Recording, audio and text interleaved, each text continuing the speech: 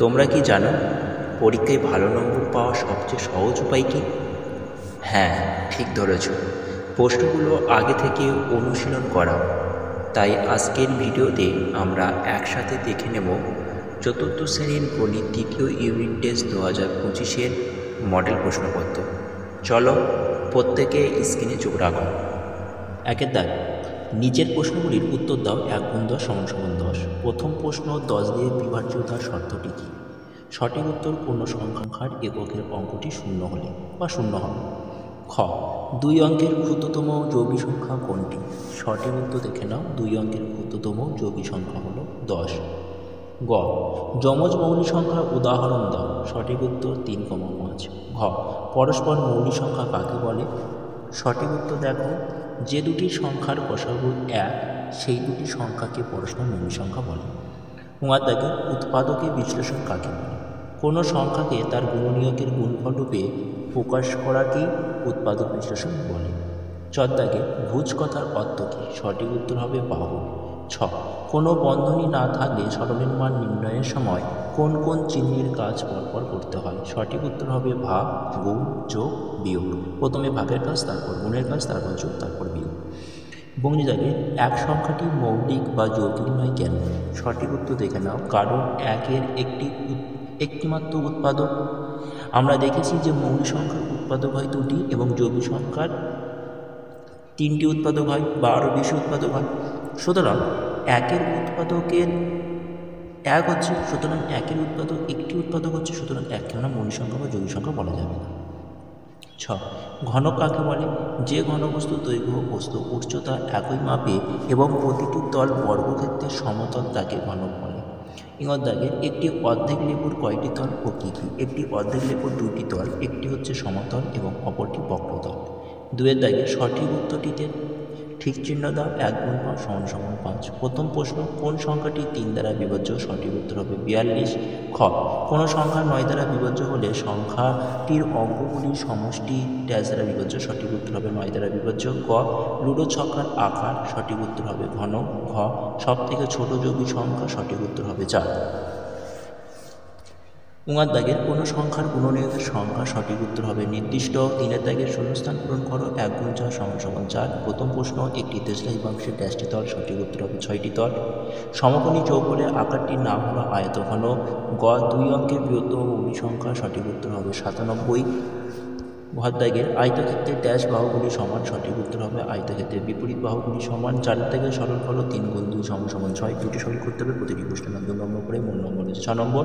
প্রথম প্রশ্ন, 2 - 9 + 2 গুণ, ব্যাগটির মধ্যে দেওয়া আছে 8 - 3। প্রথমে আমরা প্রথম বন্ধনী কাজ করব, সুতরাং পরের লাইন হবে 2 - 9 + 2 গুণ 5। তারপর আমরা গুণের কাজ করব, তাই 2 - 9 + 10 হবে। এবার সাজিয়ে নেব, 2 + 10 - 9, 10 আর 2 যোগ করলে হবে 12। 12 থেকে 9 বাদ দিলে সঠিক উত্তর দাঁড়াবে 3। তাই নির্ণয় সরলফল 3। ঠিক আছে। আচ্ছা, পরের প্রশ্ন, অর্থাৎ ঘর দাগের 102 - 84 ভাগ, প্রথম বন্ধনীর মধ্যে রয়েছে 6/2 গুণ 5 যোগ 19 গুণ 2। প্রথমে আমরা প্রথম বন্ধনীর কাজ করব, সুতরাং 102 - 84 ভাগ 6/2 ভাগ করলে হবে 3, তাহলে 3 গুণ 5 যোগ 19 গুণ 2। তারপর লাইনে ভাগ করব, তাহলে 102 - 28 হবে। 84 ভাগ 3 করলে 28 হবে, তাহলে 28 গুণ 5 যোগ 19 গুণ 2।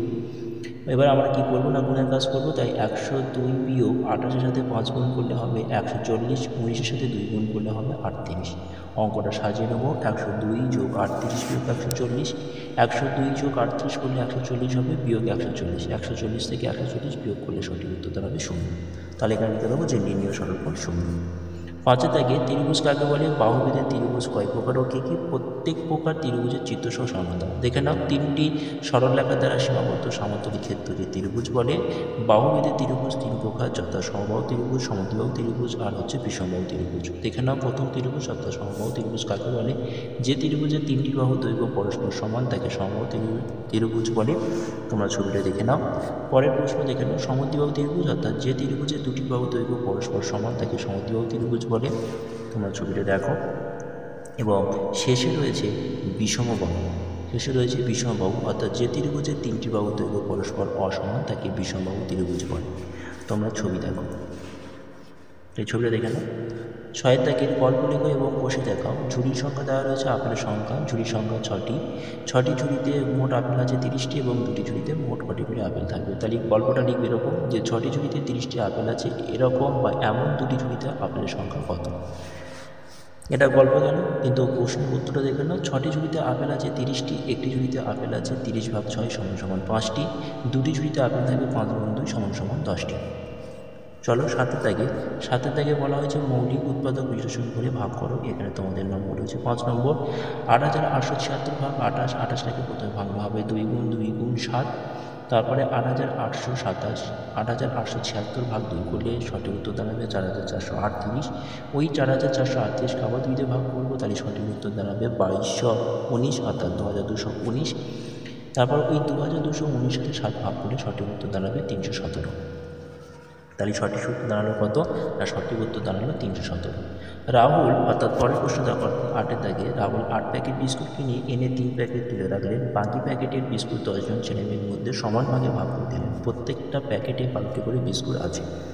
প্রত্যেক ছেলেমেয়ে কতগুলি করে বিস্কুট পাবে? এটাকে বলা হয়েছে সরল আকার সমাধান করো। তো আমি দেখো সরল আকার সমাধান করে দিয়েছি, তোমরা দেখে নাও। পরের তালিকা সঠিক উত্তর লিখবে যে প্রত্যেক ছেলেমেয়ে 6টি করে বিস্কুট পেল। 9 দাগে, রহিম 15 বস্তা নারকেল নিয়ে বাজারে গেল। প্রতি বস্তায় 25টি করে নারকেল থাকলে তিনি মোট কতগুলি নারকেল নিয়ে বাজারে গিয়েছিলেন? মৌলিক উৎপাদক বিশ্লেষণের সাহায্যে অঙ্কটি করতে হবে, যেটি তোমাদের নম্বর হচ্ছে 5 নম্বর। তাহলে 25 গুণ 15 হবে, 15টাকে ভাঙালে হবে 3, 5, অর্থাৎ 3 আর 5। 25 সাথে 3 গুণ করলে হবে 75 এবং 75 সাথে 5 গুণ করলে সঠিক উত্তর দাঁড়াবে 375। তাহলে সঠিক উত্তর লিখে দেবে যে প্রতিটি বস্তায় 25টি করে নারকেল থাকলে তিনি মোট 375টি নারকেল নিয়ে বাজারে গিয়েছিলেন।